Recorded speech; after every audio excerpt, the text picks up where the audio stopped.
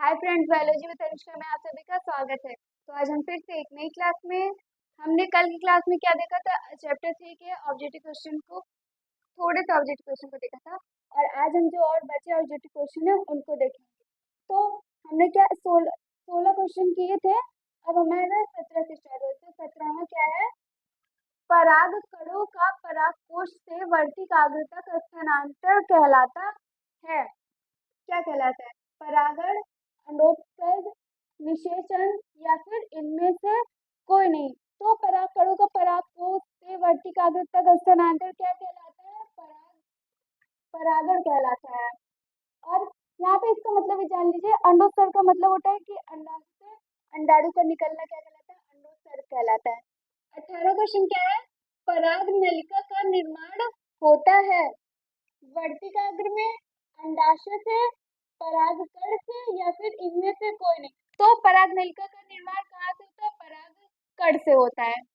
19वां क्या दिया है कि पराग नली की लंबाई निर्भर करती है परागकण और वर्तिका की ऊपरी सतह के बीच की दूरी पर। वर्तिका की ऊपरी सतह पर परागकण और बीजांड के बीच की दूरी पर। परागकोश में परागकण और वर्तिका की ऊपरी सतह के बीच की दूरी पर, या फिर वर्तिका की ऊपरी सतह और वर्तिकाग्र की निचली सतह की बीच की दूरी पर। तो किस पर निर्भर करता है पराग नली की लंबाई? पराग नली की लंबाई निर्भर करती है वर्तिका की ऊपरी सतह, यानी कि उसकी वर्तिका की लंबाई कितनी, और किसका? जो परागकण है उसके बीजांड के बीच की दूरी पर क्या पराग नली की लंबाई निर्भर करती है। तो ऑप्शन बी सही है। फिर 20वां क्या दिया है? निषेचन के बाद पुष्प का कौन सा भाग फल में बदलता है? तो पुंकेसर, अंडाशय, वर्तिका या फिर बीजांड। तो कौन सा भाग फल में बदलता है? अंडाशय। और जो बीजांड वाला भाग होता है वो किस में बदलता है? बीज में बदलता है। 21वां क्या दिया है? नर जनन अंगों से संबंधित ग्रंथि है प्रोस्टेट ग्रंथि, श्वेत ग्रंथि, एड्रीनल ग्रंथि या फिर एपिडाइमिस। तो कौन से नरजन अंगों से संबंधित है? प्रोस्टेट ग्रंथि। 22वां क्वेश्चन है, निम्न में से कौन मानव में मादा जनन तंत्र का भाग नहीं है? तो जब भी क्वेश्चन पढ़े क्या ध्यान से पढ़े। यहाँ पर क्या पूछा है? नहीं, कौन सा मादा जनन तंत्र का भाग नहीं है। इसमें कई लोग कंफ्यूज हो जाते हैं और गलत आंसर को टिक करके चले आते हैं। तो पहले क्वेश्चन पढ़े क्या इसमें क्या दिया है? नहीं दिया है। तो ऑप्शन देखेंगे क्या क्या दिया है? अंडाशय, गर्भाशय, शुक्रवाहिनी और योनि।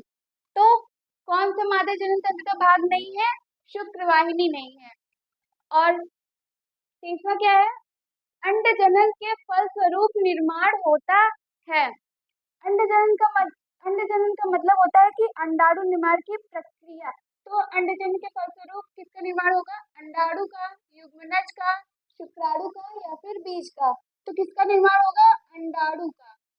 24वां क्या दिया है? किस संरचना के द्वारा भ्रूण मां से पोषण प्राप्त करता है?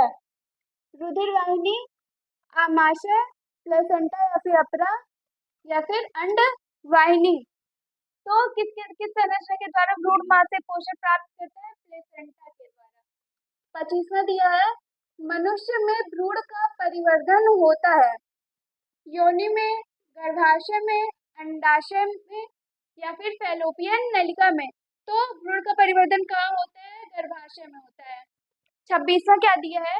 प्रॉपर्टी है रोग निरोधक, गर्भ निरोधक, दंत उपकरण या फिर डिंब वर्धक। तो प्रॉपर्टी क्या है? एक गर्भ निरोधक है। 27वां क्या दिया है? निषेचन के बाद पुष्प का कौन सा भाग बीज में बदलता है? अंडाशय, वर्तिका, बीजांड या फिर परागकोश। तो कौन सा भाग बीज में बदलता है? बीजांड वाला भाग जो है बीज में बदलता है। 28वां क्वेश्चन दिया है, जनन आवश्यक है जाति की निरंतरता के लिए, समान जीव उत्पन्न करने के लिए, जातियों की उत्तरजीविता के लिए या फिर उपरोक्त सभी। तो जनन क्यों आवश्यक है? जनन उपरोक्त सभी के लिए आवश्यक है। जाति की निरंतरता के लिए भी, समान जीव उत्पन्न करने के लिए भी और जातियों की उत्तरजीविता बनाए रखने के लिए भी जनन आवश्यक है। 29वां क्वेश्चन क्या दिया है? जंतुओं में निम्न में से कौन सा जनन अंग जनन कौन सा जनन नहीं होता है। तो इसमें क्या पूछा है, कौन सा जंतु में कौन सा जनन नहीं होता है, यहाँ पे नहीं पूछा है। तो अलैंगिक जनन, लैंगिक जनन, कायिक या दोनों ए सी। तो अलैंगिक जनन भी नहीं होता और कायिक भी नहीं होता, तो दोनों ए एवं सी वाला ऑप्शन सही है। फिर तीसरा कह दिया है, अलैंगिक जनन की विधियां हैं मुकुलन तथा विखंडन, खंडीभवन यानी कि खंडन तथा पुनरुद्भवन, मुकुलन तथा पुनरुद्भवन या फिर ये सभी। तो ये सभी अलैंगिक जनन की विधियां हैं।